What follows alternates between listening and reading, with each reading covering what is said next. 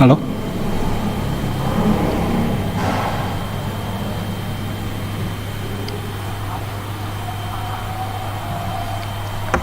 Halo?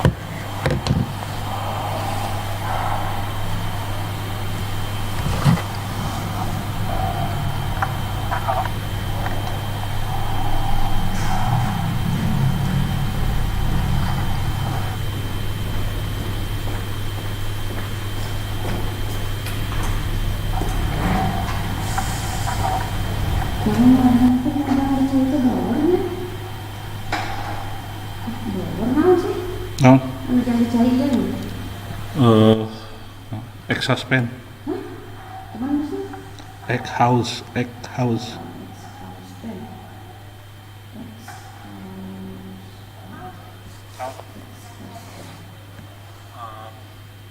Egg suspend. Egg house, egg house.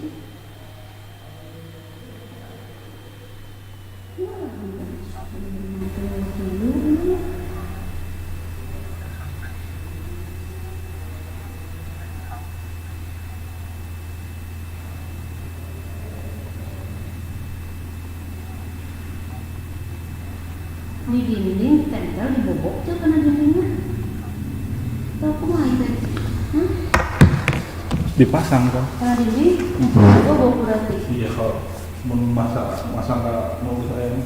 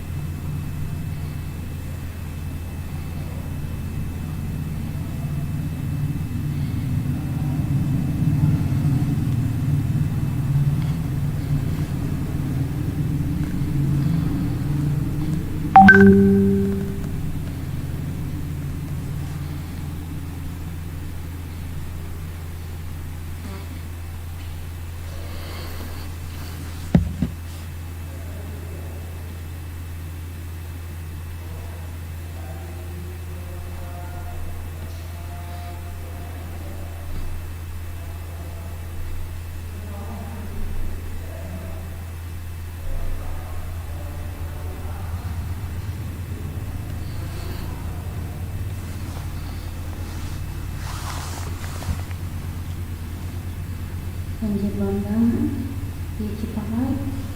Ciparai?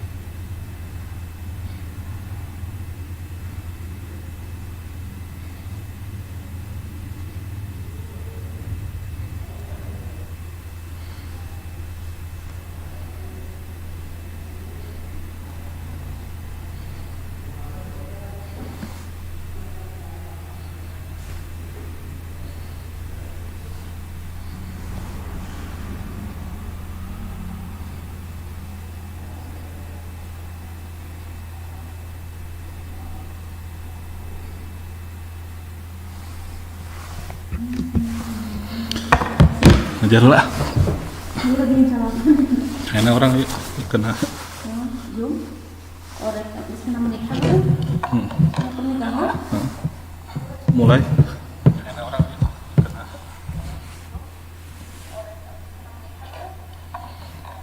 Ya, bismillahirrahmanirrahim. Assalamualaikum warahmatullahi wabarakatuh.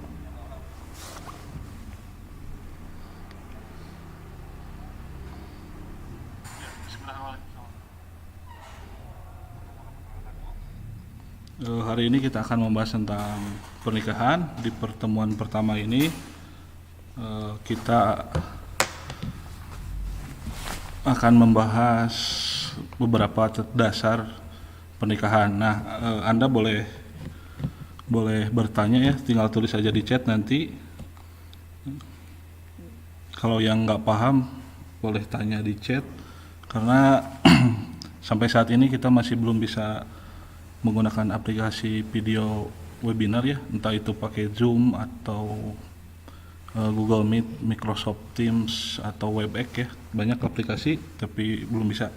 Nah, menikah itu bukan cukup ya, penting dalam agama Islam. Bahkan di negara kita diatur oleh dua undang-undang ya. Yang pertama Undang-Undang Nomor 1 Tahun 1974.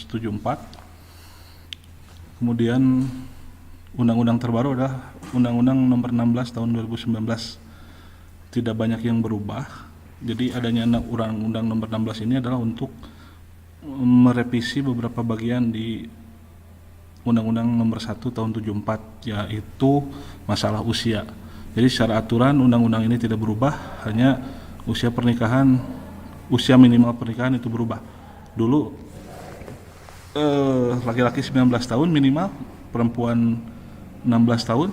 Nah, untuk sekarang minimal usia pernikahan itu sama-sama 19 tahun. Jadi perempuan 19 tahun dan laki-laki 19 tahun tetap. Nah, dan kalau ingin menikah di sebelum usia 19 maka harus ada surat pernyataan orang tua. Kalau dulu surat pernyataan orang tua, tapi kalau sekarang itu harus ada keterangan dari pengadilan. Ya, saya belum tahu pastilah seperti apa. Oke, kita mulai. Bismillahirrahmanirrahim. Yang pertama, arti dan manfaat pernikahan ya. Anda sudah tahu lah pernikahan itu apa. Nah, tapi secara agama disebutkan, yang disebut dengan nikah adalah akdu yukhillu likulli minal jauzaini al istimta'i bi sohibihi. Nah, yang disebut dengan nikah adalah akad. Akad itu adalah ikatan ya. Akad yukhillu yang menghalalkan. Jadi ikatan halal ya, ikatan halal likulli minal jauzaini, dua pasangan, istimta'i bersenang-senang, bi sohibihi dengan pasangannya. Artinya nikah itu adalah ikatan yang menghalalkan dua pasang manusia yang tentunya berbeda jenis untuk bersenang-senang. Nah, bersenang-senang apa? Nah, pikiran heula ya, sensor dulu lah. Istimta adalah itu yang disensor. Nah, sedangkan menurut undang-undang tahun 74, perkawinan adalah ikatan lahir batin antara seorang pria dan seorang wanita sebagai suami istri dengan tujuan membentuk keluarga atau rumah tangga yang bahagia dan kekal berdasarkan ketuhanan yang Maha Esa. Ini menurut undang-undang. Nah, yang harus ditekankan oleh kalian adalah bahwa yang namanya nikah adalah ikatan halal. Ya.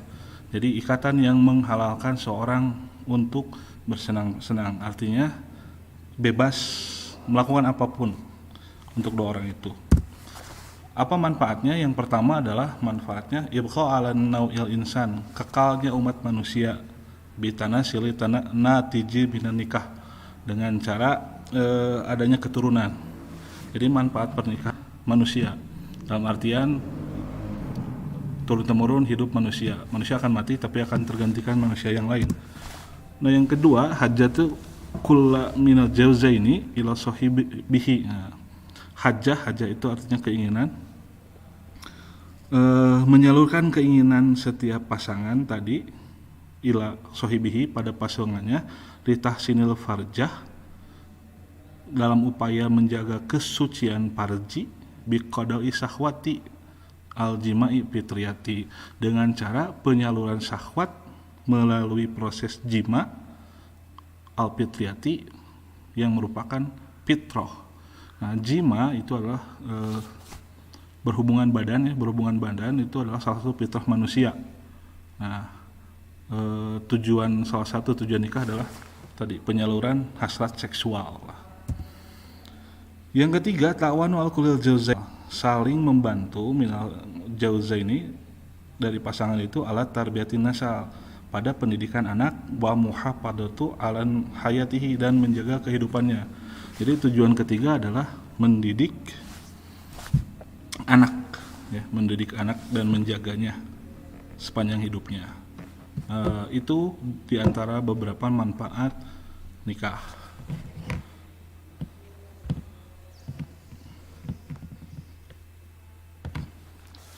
Oke, nah pertanyaan berikutnya, mengapa kita harus nikah? Nah, kalian tentu kalau suka baca surat undangan ya, ayat ini selalu tertancung ya di dalam undangan pernikahan. A'udzubillahi minasyaitonir rajim, wa min ayatihi an khalaqalakum min anfusikum azwaja litaskunu ilaiha.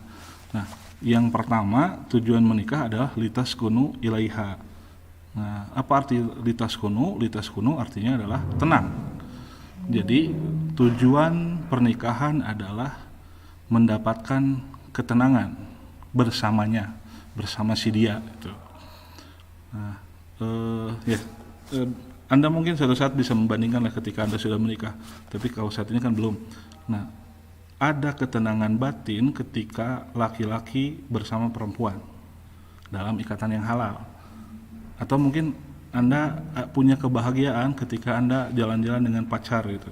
Nah, ketika menikah, jalan-jalan tapi bisa mendapatkan ketenangan dalam kebersamaan.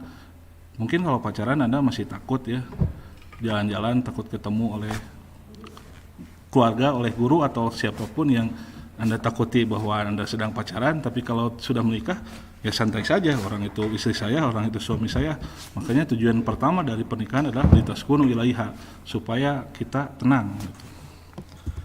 Nah, yang kedua, mengapa kita harus nikah adalah perintah Nabi Muhammad SAW.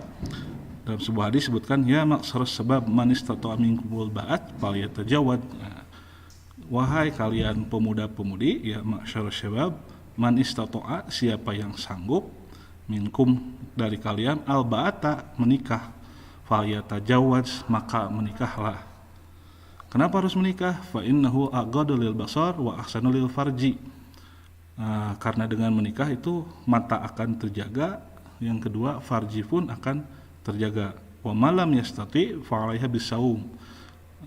Dan kalau Anda belum mampu, yes, puasa gitu. Fa innahu lahu wija. Puasa itu mau jadi benteng. Dengan puasa Anda bisa mengontrol nafsu terhadap lawan jenis lah gitu. Yang ketiga, Rasulullah berkata, ma min sabun tajawwaju fi hadasati sinnati. Siapapun yang menikah fi hadasati sinah, di usia mudanya, ila azan, pasti azan itu mengeluh ya, kecewa, syaitunhu, setannya. Nah, si setan berkata, ya wailahu, cilaka, as-somma minni thulusidini, terjaga dariku sepertiga agamanya. Nah, jadi ketika kamu menikah, setan itu akan nangis karena sepertiga agama sudah kamu dapatkan. Maka Nabi menyebutkan, falyattaqillah abdu fi thulusil baqi, maka carilah sepertiga lagi ya. Kamu bawa modal sepertiga, pasangan kamu sepertiga, disatukan jadi 2/3. Ketika jadi 2/3, si setan itu kecewa, azan, ya walahu, cilaka. Asoma minirnya telah asoma, dilindungi, falyataqillahi abdu min thulusil baqi, maka carilah sisa sepertiganya. Kalau di hadis berikutnya tidak jauh beda. Disebutkan idza tajawaja abdu, jika seorang menikah, faqad istakmala nisfuddin, sungguh telah sempurna setengah agamanya, falyataqillahi fi nisfil baqi, maka carilah setengah lagi. Nah, jadi bedanya kalau hadis pertama itu sepertiga, kalau yang ini setengah.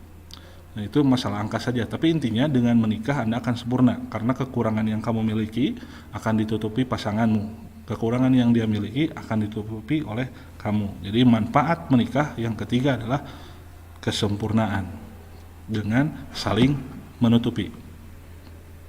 Oke. Nah, berikutnya apa syarat nikah? Secara agama, syarat nikah itu Islam balik berakal dan tentunya mau. Ya. Ini syarat yang paling utama.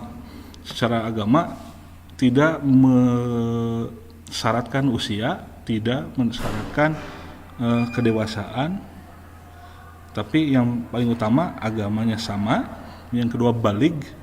Balig itu artinya sudah kalau perempuan Anda sudah menstruasi, laki-laki sudah mimpi basah dan berakal, ya tentunya Anda tidak gila. Dan yang ketiga tentunya mau lah, ya itu alasan utama. Nah, jika mengikuti anjuran DEPAG, nah inilah syarat kalau Anda mau nikah ya. Pertama usia 19 tahun ya. Kalau di bawah 19 tahun perlu ada surat dari orang tua ya, keterangan. Nah, datang ke KUA bawa syarat, fotokopi KK, KTP, foto 2 ketiga latar biru ya. Ya, Anda tinggal baca saja ya, ikuti ini. Nanti ada pemeriksaan berkas, kemudian boleh mengikuti bimbingan perkawinan ya. Ini anjuran bukan kewajiban. Kemudian biaya nikah jika di KUA 0, jika diundang ke rumah 600.000. Tapi pada prakteknya mungkin beda lah ya. Nah, nanti kalau sudah selesai dapat surat nikah ya hari H. Bisa daftar ke KUA langsung ataupun online ya. Ada Simkah ya, Simkah. Nah, ini Simkah. simkah.kementerian.id. Nah, itu Anda kalau daftar secara online ya. Oke. Nah, berikutnya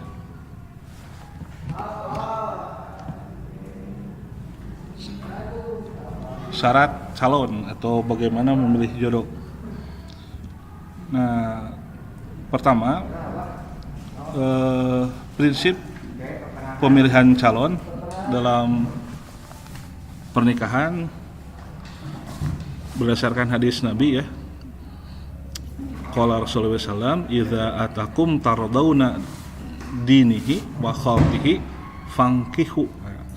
Jika datang kepadamu seorang yang kamu ridhoi, dinihi agamanya, wa khalqihi dan akhlaknya, fankihu maka nikahilah, illa taf'alu takun fitnah. Jika tidak kamu lakukan mungkin terjadi fitnah atau kerusakan yang besar. Ya. Nah, jadi prinsip dasarnya itu ketika ada seorang calon yang mengajak kamu serius dan kamu yakin bahwa dia itu baik dan agamanya bagus, tong diantep, jangan biarkan lah berdasarkan hadis ini. Kenapa? Mungkin saja terjadi fitnah atau fasadan kabir gitu, atau kerusakan yang besar itu, entah apalah. Nah, bagaimana memilih calon?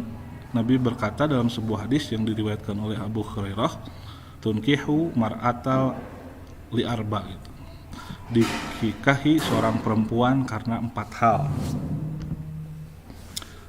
Pertama, liha karena kekayaannya, wali hasabiha karena keturunannya, wali jamaliha karena kecantikannya, wali diniha dan karena agamanya. Fadfar bidzati din taribat yadaka. Maka pilihlah yang terkait dengan din, agama. Taribat yadaka, dia akan memuliakanmu. Nah, hadis ini menjelaskan bahwa ada 4 kriteria dalam memilih pasangan. Yang pertama, liha harta, kemudian hasabiha keturunan, yang ketiga jamaliha kecantikan, atau lidiha atau agamanya. Nah, ini bukan urutan, ini bukan kewajiban. Jadi kita boleh menikah dengan minimal salah satu dari 4 alasan ini. Jika ada 4-4-nya, alhamdulillah. Ya, karena ya, pasangan yang ideal itu tuh sudah cantik, turunan yang baik, beunghar, agamanya baik, kasep, nyaah, setia, beunghar, nyaah, agamanya baik. Nah, tapi ya itu ideal ya, yang mana ideal tidak semua orang bisa mendapatkannya.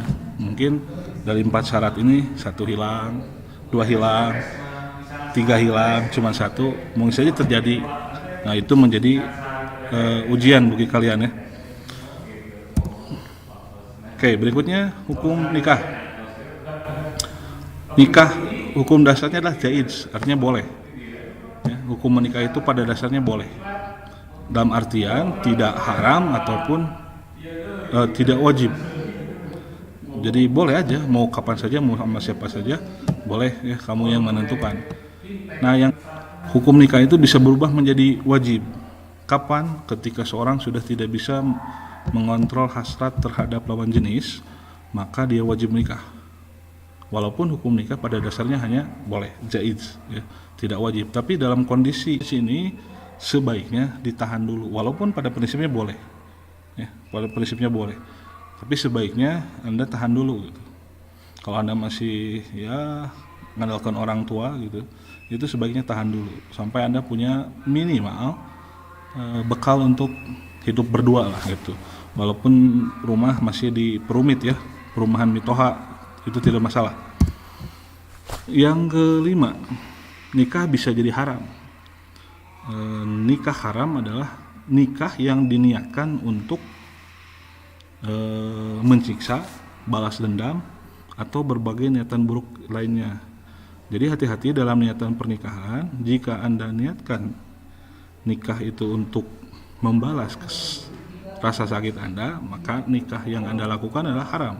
Misal, ketika sekolah kamu ya suka sama seorang dan itu susah untuk kamu dapatkan, suatu saat dia mau dan sampai menikah dengan kamu, tapi dalam hati kamu berniat dibales apa yang kamu pernah lakukan gitu, maka pernikahan yang kamu lakukan itu adalah pernikahan yang haram ya. Nah, itulah diantara hukum nikah. Jadi pada dasarnya jaiz, namun bisa berubah tergantung kondisi si pelaku pernikahan.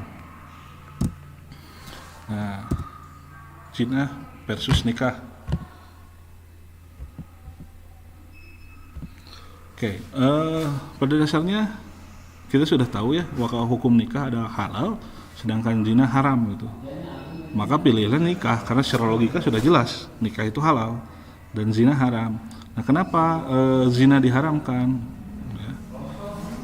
Karena dalam nikah itu ada unsur kesucian. Ingat pada penjelasan pertama tadi, akdun halal, ya, ikatan halal. Sedangkan zina haram. Maka ketika seorang berzina, dia sedang menodai kesucian pernikahan. Dan itulah kenapa salah satu alasan zina dilarang, karena dia merusak kesucian pernikahan. Selain membawa manusia ke jurang kenistaan ya. Oke, hal yang harus kita lakukan sebelum menikah. Yang pertama, belajar ilmu pernikahan. Ya, belajar ilmu pernikahan. Ya, Anda bisa baca buku, Anda bisa nanya orang, atau ya, seperti yang kita lakukan hari ini, ya, itu belajar tentang pernikahan. Nah, yang kedua ya tentu nyari jodoh ya. Nah, apa itu jodoh? Jodoh mau ke mana ya? Jodoh Tuhan yang menentukan. Nah, oke, kita bahas sedikit tentang jodoh ya. Nah, oke, ini jodoh. Ini dia dan ini kamu. Kalau jodoh tak kemana, si jodoh di dia di sana, kamu di sini. Apakah bakal berjodoh? Ya, menurut saya tidak. Ya. Jodoh tetap membutuhkan usaha. Ketika jodoh ada di sini, kamu di sana dan dia di sana, ketika tidak bergerak ke arah sini, ketika dia tidak bergerak ke arah sini, maka tidak akan ada yang namanya jodoh. Nah, jodoh itu adalah pertemuan pertemuan dalam rentang waktu tertentu, itu jodoh. Jodoh itu bukan berarti dia takdir kita, dialah takdirku atau kata-kata semisal itu. Ya itu jodoh, tapi inti dari jodoh itu adalah pertemuan. Makanya ada jodoh yang pendek, ada jodoh yang panjang. Contoh, saya dengan kalian berjodoh. Jodoh saya adalah dengan kalian adalah selama 3 tahun ini. Setelah 3 tahun ini, apakah kita bisa bertemu atau tidak? Wallahu alam. Ketika kamu menikah, kamu misalkan menikah, ada yang sampai nini aki-aki baru mati gitu, ada yang di tengah-tengah baru nikah 1-2 tahun dia mati, ada yang 1-2 tahun dia cerai. Nah berarti lintasan jodohnya atau batas jodohnya hanya seperti itu, bukan berarti tidak berjodoh, tapi jodohnya hanya sampai di sana. Apakah kamu mencari jodoh yang lain atau tidak, kembali lagi ke kamu gitu. Jadi harus dipahami bahwa jodoh itu hanya bisa didapat bukan dengan cara menunggu. Ya, jodoh itu hanya bisa didapat kalau kamu mau gerak. Nah, itu masalah jodoh ya. Oke, kita berikutnya rencanakan bentuk pernikahan. Nah, maksudnya gini, rencanakan bentuk pernikahan itu adalah pernikahannya mau seperti apa? Apakah mau pernikahan murah atau pernikahan mahal? Pernikahan murah adalah pernikahan yang cukup melakukan wajibnya saja. Nah, sedangkan pernikahan mahal adalah pernikahan yang terjebak dengan hajatan. Nah, kalau kamu mau hajat ya bebas sesuai kemampuan, tapi yang nggak boleh itu adalah ya menyiksa diri untuk hajatan pernikahan. Kalau kamu ingin hajatannya yang wah seminggu 7 hari 7 malam, ya silakan aja, siapkan aja kemampuan kamu gitu. Ya kalau tidak jangan seperti itu, karena kan menikah itu hari H itu adalah awalnya, ya kan judulnya juga selamat menempuh hidup baru, berarti kan baru memulai, bukan sudah berjalan gitu. Maka harus matang-matang dalam menentukan bentuk pernikahan itu. Jangan terlalu membebani kamu, jangan sampai kamu habis nikah jadi Tarsan gitu, rumah tidak punya, hutang loba, akhirnya kabur ke hutan, tinggal di hutan ya gitu. Kan itu palias ya karunya. Oke, yang berikutnya tentukan mas kawin. Nah, mas kawin itu harus ditentukan oleh perempuan ya. Anda perempuan wajib menentukan mas kawin yang ingin Anda dapatkan. Ulah kuma'a ya, terserah AA, ulah ya. Yang harus kamu lakukan adalah meminta, saya ingin ini. Nah, oke, nanti itu tentu kita akan bahas di pertemuan khusus tentang mas kawin ya.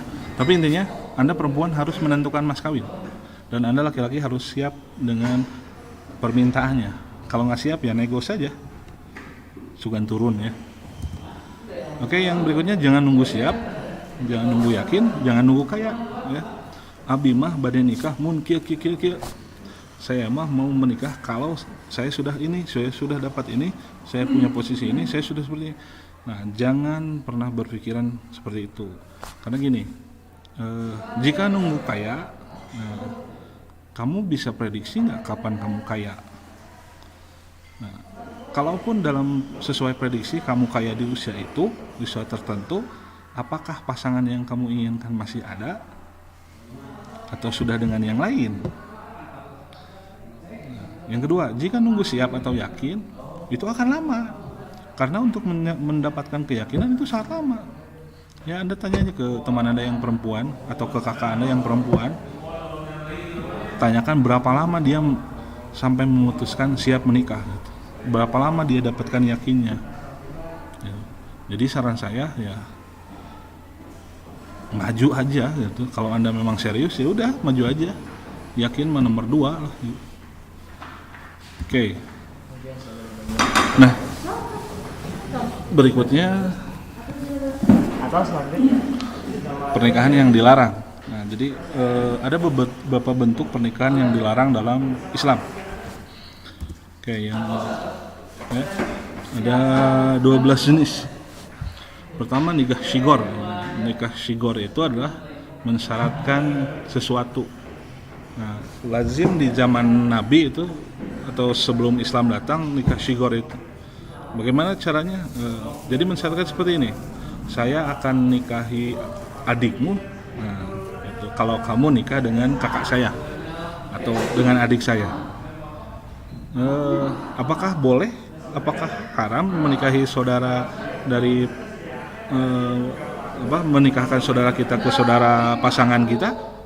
Ya boleh saja, tapi kalau itu menjadi syarat dalam pernikahan, nah, maka itu jadi haram.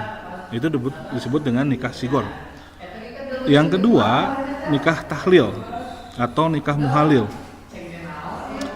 Nah, nikah tahlil itu ada terjadi ketika seorang perempuan sudah ditalak 3 oleh suaminya, kemudian mereka ingin balikan lagi. Nah, karena talak 3 itu tidak bisa balikan langsung, dia harus menikah dahulu si perempuannya dengan orang lain, bercerai, kemudian boleh menikahi mantan suaminya. Nah, biasanya nikah tahlil ini adalah si suami menyewa seseorang untuk menikahi mantan istrinya, kemudian dalam waktu beberapa jam atau beberapa hari atau sesuai dengan perjanjian dia diceraikan. Nah, si orang yang menjadi yang diperintah oleh si suaminya itu disebut dengan muhalil, ya.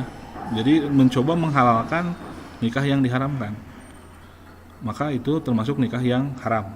Yang ketiga, nikah mut'ah. Nikah mut'ah itulah kawin kontrak, ya.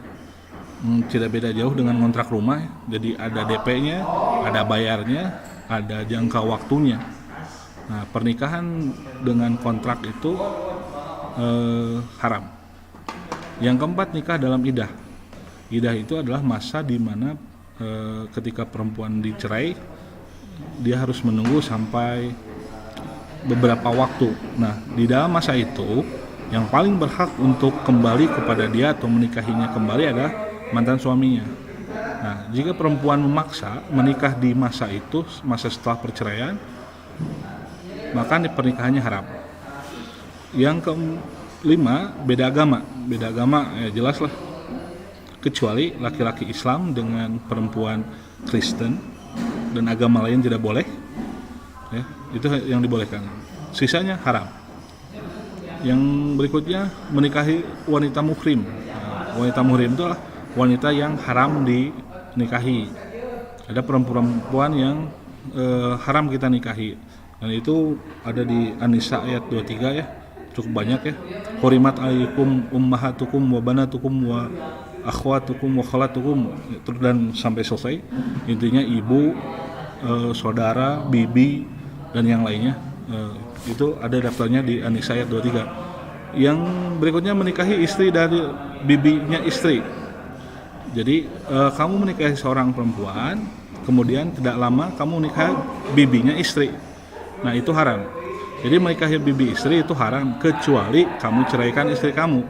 Jika kamu masih terikat dengan istri kemudian menikahi bibinya, maka pernikahan itu adalah haram. Yang ketiga, 8, mantan istri yang ditalak 3. Jadi ketika menceraikan dengan talak 3, tidak bisa balikan lagi kecuali si mantan istri menikah dengan laki-laki lain. Ya, kalau tidak menikah dengan laki-laki lain terus menikah dengan kamu, maka kondisi pernikahan itu haram. Berikutnya, nikah saat ihram, ya, nikah ketika berhaji itu dilarang. Menikahi wanita bersuami, ya, sangat dilarang. Menikahi penjina dilarang. Al-muhsanat lil muhsinin, seorang perempuan yang terjaga bagi laki-laki yang terjaga. Artinya al-zaniyatu waz-zannah, perempuan penjina bagi laki-laki penjina. Maka laki-laki yang baik untuk perempuan yang baik, ya, dan perempuan yang baik bagi perempuan yang baik, laki-laki yang baik pula, gitu. Maka menikahi penjina itu dilarang. Kemudian melakukan poligami lebih dari 4 istri. Nah, jadi kalau nyandung, ya, laki nyandung boleh, tapi maksimal 4 istri. Lebih dari itu maka haram. Nah, inilah diantara beberapa larangan pernikahan dalam Islam. Nah, itulah beberapa penjelasan yang bisa saya sampaikan. Saya harap kalau ada pertanyaan boleh silakan tulis di chat. Kalau tidak ada, kita akan bahas beberapa pertanyaan yang sudah dikirimkan ya. Pertama, apakah nikah itu penting untuk kehidupan dunia akhirat? Ya, oke. Nikah itu kesempurnaan hidup ya. Jadi manusia itu adalah mendapat kesempurnaan ketika dalam penyatuan. Yang namanya manusia itu terdiri dari laki-laki dan perempuan. Ya, di Quran disebutkan kana nasu ummatan wahidatan. Pada dasarnya manusia itu satu. Jadi sebagaimana kita tahu bahwa Adam diciptakan sendirian, setelah itu dipisahkan dengan Hawa, ya, dan kemudian disatukan kembali di dunia. Jadi betapa pentingnya, sangat penting, karena ya nikah itu kesempurnaan hidup ya. Oke, yang kedua, apa saja yang harus dipersiapkan sebelum nikah? Nah, yang harus disiapkan adalah pertama kemauan ya, artinya kamu mau. Yang kedua kesiapan, artinya siap ya. Dan ketiga modal dasar. Modal dasar itu ilmu yang pertama. Yang kedua kemampuan ekonomi minimal untuk hidup berdua lah gitu. Jangan sampai nyusahin kolot ya. Nah, umur berapa tahun untuk mempelai wanita? Nah, berdasarkan undang-undang terbaru ya, nomor 16 tahun 2019, wanita boleh menikah di umur 19 tahun. Gitu. Kalau undang-undang yang lama wanita 16 tahun, laki-laki 19 tahun. Kalau sekarang sama ya. Harus minimal 19 tahun. Nah, pamili nikah sareng kawin sami lah ya. Beda penyebutan saja, beda proses. Emangnya nikah teh wajib? Nah itu fleksibel ya. Tadi sudah jelaskan hukum pernikahan tergantung kondisi yang akan menikah ya. Bisa menjadi wajib, bisa menjadi haram, atau kembali ke hukum dasar yaitu zaiz.